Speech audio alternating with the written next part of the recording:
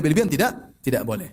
Di antara bentuk gulu berlebihan kepada Nabi sallallahu alaihi wasallam, seperti mengatakan Nabi tahu dunia akhirat ini dari Nabi, dan Nabi mengetahui tentang Lauhil Mahfuz. Kata seorang penyair di antara mereka, "Wa inna min judika dunya wa dharrataha." Di antara kedermawananmu wahai Muhammad adalah dunia dan akhirat. Wa min ulumika, dan di antara ilmumu, ilmu lauhi wal qalami, ilmu Lauhil Mahfuz. Di antara ilmu Muhammad, yaitu dunia dan akhirat dari Nabi.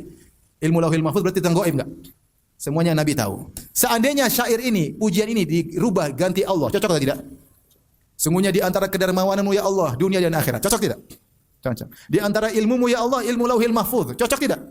Tapi sayang ini bukan untuk Allah, itu untuk Nabi Muhammad sallallahu alaihi wasallam. Ini gulu berlebihan. Bagaimana Nabi tahu ilmu Lauhil Mahfuz sementara Nabi tidak tahu ilmu gaib? Ketika istrinya dituduh berzina, Aisyah radhiyallahu anha, Nabi bingung sampai sebulan, Nabi tidak tahu.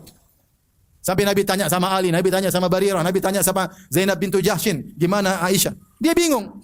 Sampai ketika belum ada ayat turun. Itu kan masa lalu, dituduh Aisyah pulang sama Sufyan bin Mu'attal As-Sulami dituduh berzina. Kalau Nabi tahu ilmu gaib, Nabi bukan. Nabi tidak tahu.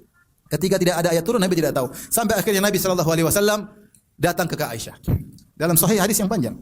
Kata Rasulullah, "Ya Aisyah, in kunti alamti bi dzambin, i'tarifi ya Aisyah, kalau kau memang melakukan dosa, ngakulah. Sungguhnya dan bertobatlah. Sungguhnya Allah Maha Pengampun. Tapi kalau kau tidak melakukan, fasayubarri'ukillah, maka Allah akan bela engkau." Aisyah ketika dengar itu tadinya menangis, berhenti tangisannya. Kenapa? Karena Rasulullah masih kasih dua kemungkinan. Kalau kau salah ya ngaku aja. Aisyah maunya Rasulullah bela. Tapi Rasulullah tidak bisa bela karena dia tidak tahu ilmu apa?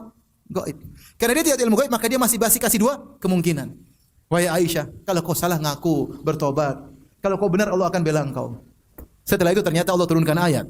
Allah bela Aisyah. Kemudian Rasulullah gembira, Rasulullah kasih tahu Aisyah. Kemudian orang tua Aisyah Abu Bakar dan Ummu Ruman berkata, "Wahai Aisyah, qumi ila Rasulillah." Wahai Aisyah, pergilah menuju Nabi. Karena Allah telah membelamu. Kata Aisyah, enggak. Karena yang bela Aisyah bukan Nabi, siapa?